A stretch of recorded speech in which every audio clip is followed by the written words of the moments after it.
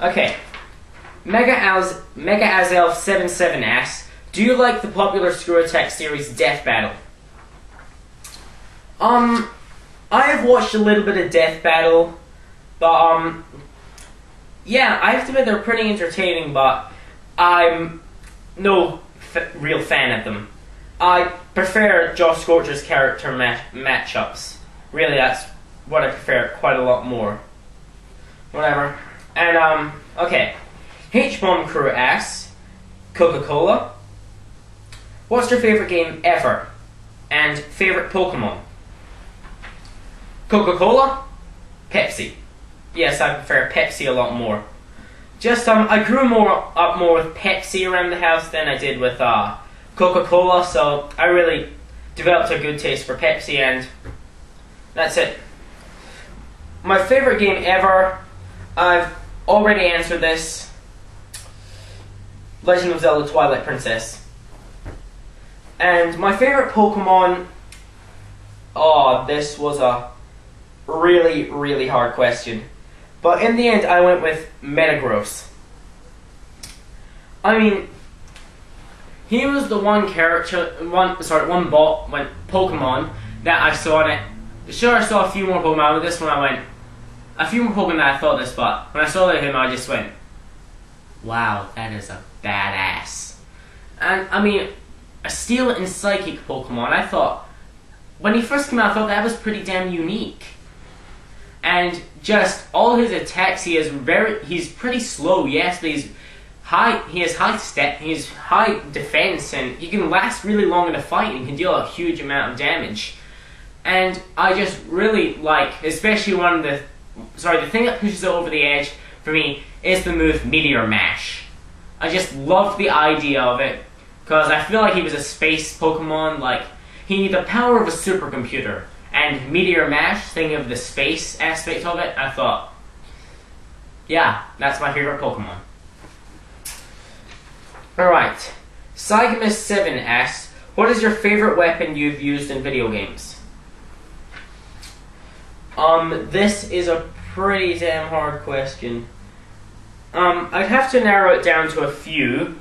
So maybe the Providence Crystals in Okami Din, the Wave Buster in Metroid Prime, well, sorry, not Wave Buster, the Hyper Beam from Prime 3, and the Master Sword from Twilight Princess. Sorry, I'm naming that. I mean, Zelda as a whole. Okay, for the Providence Crystals, sure they're a bit hard to get, you need to beat the game and erase your file, but it's pretty worth it. I mean, like, it's the weapon that, Akuro uses in the final boss. And it pretty much dominates every single enemy in the game. It dominates it. I mean, like, holding it, if you charge up the weapon, it becomes different elements. You can shoot fire, shoot ice, shoot electricity. Wow, that's awesome. Alright. The Hyper Beam from Prime 3, yes. That is a weapon that pretty much pwns every enemy in the game. No matter how powerful the enemy, no matter what stage in the game you got, Hyper Beam would instantly obliterate it. Sure, Hyper Mode got a bit annoying when it's had to inject an energy tank into it, but in the end I have to say it's worth it to get to use a beam that pretty much kills everything. That's all I have to say. And also all the other upgrades you got with it, like Hyper Ball, Hyper Missile, Hyper Grapple, all those ones, it's really cool. And Master Sword, I really have to say it's really for the iconic sort of thing. Since I'm a Zelda fan, I have to love the Master Sword. It's a legendary blade, but it's really a good weapon.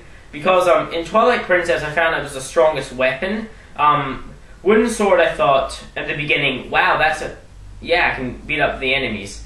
Then Orden Sword I thought, wow, this is twice as powerful. I thought, yeah, I can kill them pretty quickly. Master Sword, twice as powerful as that, and I thought, oh my god, I pulverized everything.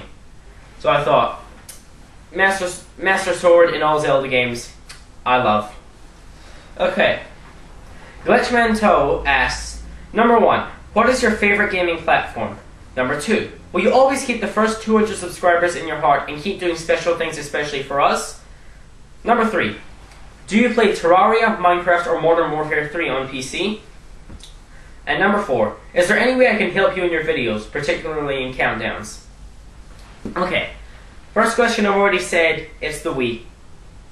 Yeah, unless I'm getting it wrong and I'm not getting the question, but whatever. Okay. To the first part of the question, or your second question, yes, I will keep the first 200 in my heart, yes, because they're the kind of people that were there from the beginning, who were there before I was truly popular and liked me, not because I was just popular, because they respected my opinion and liked what I did. Yeah, and doing things especially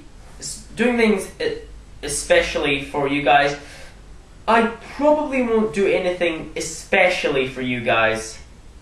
Sorry, I have to do all the other. Need to make sure everyone else feels included. Okay. Now, online gaming. Terraria. I really know very little about the game, so I honestly don't have an opinion. Minecraft. I don't have Minecraft. My friends have been bugging me to get it, but just haven't got it. And Modern Warfare 3.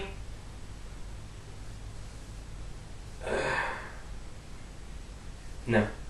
Just no.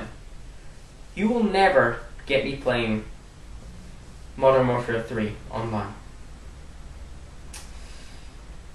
I'm just going to stop here before I upset anyone else. Alright. Now, the final set of questions is from HBombCrew5a. Not sure that's how you pronounce it, but okay. Question number 1. What's your favorite animal? Number 2. Where would Skyward Sword be on your top 15 Zelda games? And number 3. What's your favorite Shadow of the Colossus boss? For favorite animal, this is a pretty hard question to answer because I have to say cats as a whole. Cats as a whole, not just a specific species of cats like house cats or something. I just like cats as a whole. I mean, like house cats I like because cute and cuddly and they can be sophisticated and all that. But I also like the kind of wild cats that are like tigers, lions, cheetahs, those sort of ones. Because they're awesome. They're pretty much key hunters. They're some of the best hunters around. So, yeah. Cats. Skyward Sword, I have not played yet. I'm honestly... I just have to say that's one of the worst things about having 2 videos themed after Zelda. 2 videos. Because people will watch it and then talk about the new game on it. I don't want to know a thing. I want to know as little as possible about Skyward Sword before I play it. I mean, like even some of my favorite people, like Peanut Butter Gamer. I mean, like he released a Skyward Sword review and a GFL's one specifically about a side quest in Skyward Sword. And I normally watch I've watched every single one of PBG's videos, but that's the one I refuse to watch because I do not want to spoil it for me. Once I've played Skyward Sword, I will watch it, but right now I'm not watching anything about it. Just how one time Rabbid Luigi was like liking and favoriting music and boss fights from Skyward Sword, and I'm like, they're appearing on my home page, and I'm like, I don't want to see any of this. I want to have everything being a surprise. So, yeah. I haven't played it yet. I can't put it on my list. And, guys, stop telling me things about Skyward Sword. I don't want to know yet. And, final question, Shadow of the Colossus bosses. I'm not actually that far into it.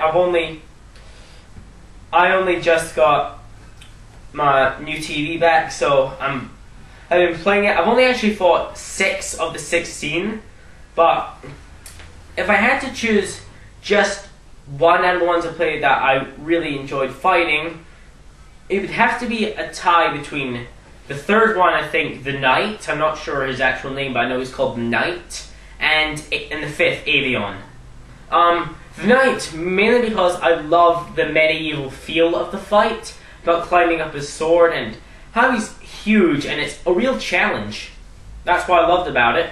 And Avion, mainly because the music. Music wasn't just it, but that's one of the main things. Just when I was trying to climb up Avion and Seb's weak points, just to hear that segment that the Author of Flame uses in his intro was like, oh, that just sounds awesome. No wonder he used it.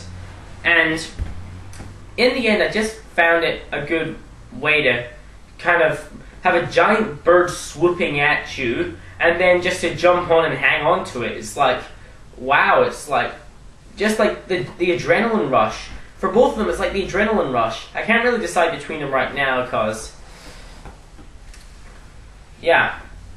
Well, that about wraps up the Q&A. Keep posted, and I'll see you guys all next time.